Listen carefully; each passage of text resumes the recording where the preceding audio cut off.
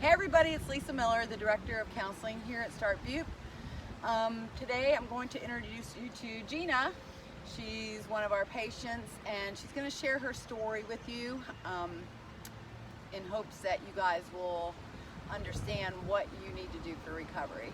Gina has a really successful story. She picked up her blue 1-year chip last January. So welcome, Gina. Thank you. So tell me, let's go back to how you became addicted to opiates. Well, I had several surgeries which kind of introduced me to Percocet, opioids, Vicodin. There were several of them within like a 2 to 3 year period. In the midst of that, I developed a back injury to where they were needed on a daily basis. I ended up having so I had been on them for several years. I think at a point where I didn't feel I was addicted to them. I did use them for pain, but then in 2014 I did have a pretty invasive surgery that was very difficult recovery. In addition to that surgeon prescribing Percocet to me, my back doctor was prescribing to me as well.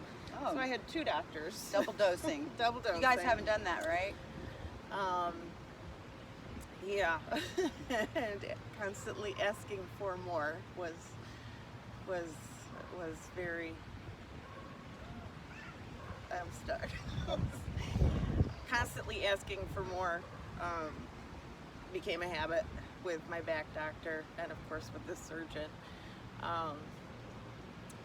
But with this surgery, it became the first time I actually started using them for more than just the pain relief.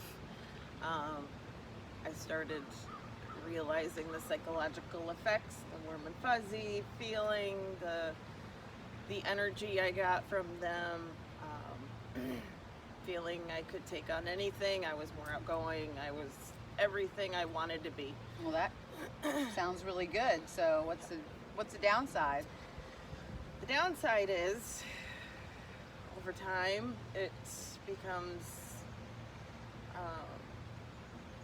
an addiction of isolation, of keeping secrets, of hiding it from everyone you know, your family, not letting them know, what's really going on. After that surgery, I did have some close friends of mine that were taking a stronger dose than what I was being prescribed by my doctors, and said, hey, try mine, it's stronger to help you more.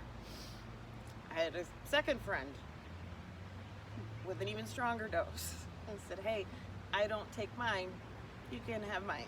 You can take my prescription every month. So you didn't have that financial struggle trying to get the medication. You had all these people that were giving it to you. Yeah, there was a few times I did purchase them from, it was a friend that I knew was dealing, and I did at one time did run out early and bought some from him, but mostly I was dependent on the prescription I got from my back doctor and the prescription, the much higher prescription I got from my friend, whose doctor, I don't know what was thinking, prescribing 15 milligrams of Percocet a day. It was a good 4 years that I just kept using more and more. You keep chasing that high. The more you take, the more you need to get high to get that same feeling, and you constantly need more. And it also brought out your body screams out in pain, thinking you need more, but it's really the drugs talking. It's not that you're in more pain. So that I have learned in my last year. So then what, when you came to our treatment center called that day, what point were you at? What made you call that day instead of just using more pills? I had run out. I had taken my prescription that I got from my back doctor, my friend's prescription, all in 1 week, really a 5-day period. So you realized you had taken like more than you ever had? Way more. And I don't know how I didn't overdose. I really don't. I think of 2 points of being my low, and that was one of them. I was taking so many pills to stay high during the day, and then benzos at night to calm myself down so I could at least sleep. But my heart was racing so much during those days. I don't know how I did not overdose. I really don't. So my second rock bottom, I would say, was after those 5 days when I ran out.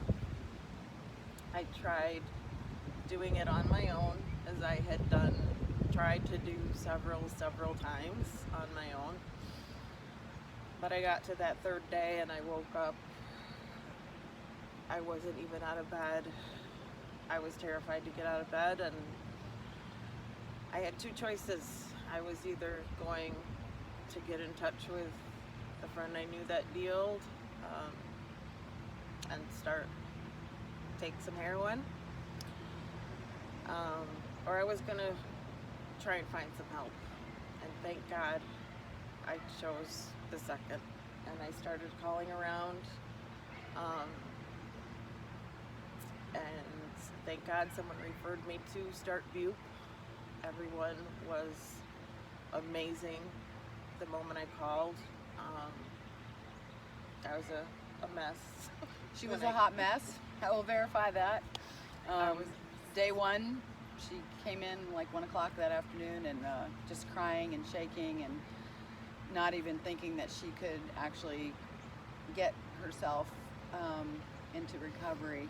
So the point of this video, so y'all know, is I want you to know what to do to stay in recovery and to work your recovery. You can stop taking the medication or stop taking the opiates or stop doing the heroin, but you're not really in recovery until you start working on yourself. So the reason Gina is here today is because she did all the right things, and she just picked up last month her 1-year chip in recovery, which is awesome. And I want everybody that's just started or early in the program to know that you can do it. You just have to work at it. There's a lot of things you have to do. It's not just like get up in the morning, take your Suboxone and go about your merry way.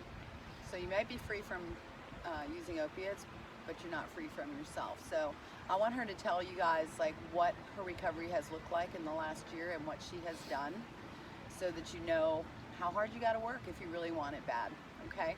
So tell us what you first did after you got on the medication. What was the next step? The next step was I started a 12-step program. Okay. I started going to meetings. Meetings once a week? Daily. Okay, daily. Did you hear that, you guys? There were times I went even 2 or 3 times a day. In doing that, I found a sponsor. That first and second sponsor I found were not the greatest fit, so you do need to find the right person to be your sponsor that you mesh well with. I talk to my sponsor every day. We meet at least once a week. She's who I call to bounce things off of. If I need something, I'm struggling, even if I'm not, I am committed to calling her every day to check in, to keep myself accountable. She's leading me through the steps, which have changed my life. It's brought me closer to spiritually. It's it's daily work. It's not that simple. It's just like it wasn't that simple to just take a pill and feel better.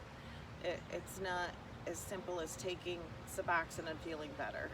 It's you've got to work on what brought you to that drug addiction, and it is a disease, and it's something you're not going to ever be cured of, and that can make you feel depressed. But for me, it just is okay. Well, this is something I'm going to work on every darn day for the rest of my life, and that's fine, because my whole life has changed.